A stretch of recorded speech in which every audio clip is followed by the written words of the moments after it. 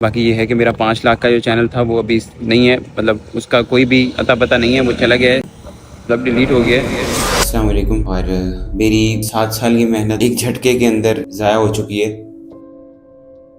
जब मेरे पास first time ये प्ले बटन आया था तो मेरी खुशी का कोई ठिकाना नहीं था। और रिसेंटली अभी मेरे 5 लाख सब्सक्राइबर्स भी कंप्लीट हुए। भाई साहब 5 लाख सब्सक्राइबर्स कंप्लीट होने में सिर्फ 15 बाकी रह गए।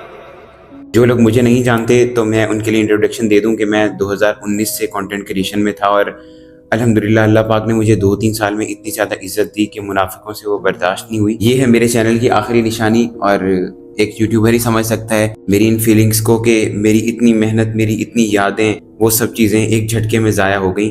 और ये नहीं कि कोई कंटेंट वायलेशन थी मेरी या यूट्यूब ने खुद डिलीट किया है, ऐसा कुछ भी नहीं है।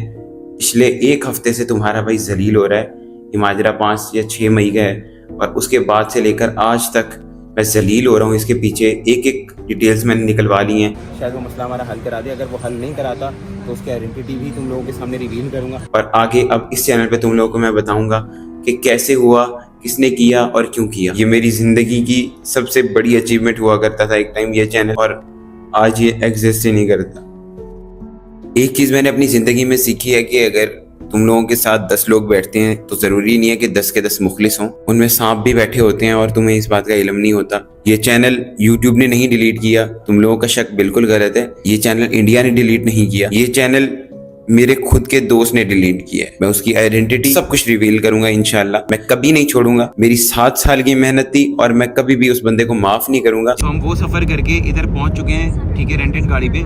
अब ये क्या बोल रहा है कि मेरे घर आओ। इस बंदे ने मेरे साथ ये हरकत की है। इस चैनल को सब्सक्राइब करो क्योंकि मैं चाहता हूँ अगले 10 से 15 दिनों में मैं अपने 1 लाख सब्सक्राइबर्स कंप्लीट करूँ और मैं इस सदमे से बाहर आऊँ। क्योंकि इस टाइम मेरे पास सिर्फ और सिर्फ एक ही चीज थी जिसमें मैं फख्र करता था। मेरे माँ बाप मुझ पर प्राउड थे कि मैं एक यूट्यूबर हूँ और मेरी 7 साल की मेहनत काम आई है। और आज वही मेरे पास नहीं है। नहीं, मैं रोना धोना नहीं चाहता। मैं कंटेंट क्रिएशन करता हूँ और मेरा यही काम है। मैं कोई फड्डे फसाद वाला आदमी नहीं और ना ही मेरी ऐसी कोई तरबियत है। इंशाल्लाह अगली आने वाली 2 से 3 वीडियोस में हर एक चीज डिटेल से समझाऊंगा ताकि तुम लोग भी ऐसे सांपों से बच के रहो। कोई बात नहीं, मुझे भी पता है जो हो गया सो हो गया। खैर, मैं गिरने वाला आदमी नहीं और अल्हम्दुलिल्लाह अब तो ये भी सीख लिया कि सांप से कैसे बचना है। बाकी मैं नहीं चाहता था कि मैं ये सारा रोना धोना करूं और तुम लोग को एक एक डिटेल बताऊं कि किसने किया, क्यों किया। और मैं उस बंदे को खामखा फेमस भी नहीं करना चाहता। लेकिन ये है कि अब जाहिर सी बात है मेरा चैनल है और तुम लोग मेरी ऑडियंस हो जो मुझसे सवाल करना चाहती हो कि ये सब कैसे हुआ।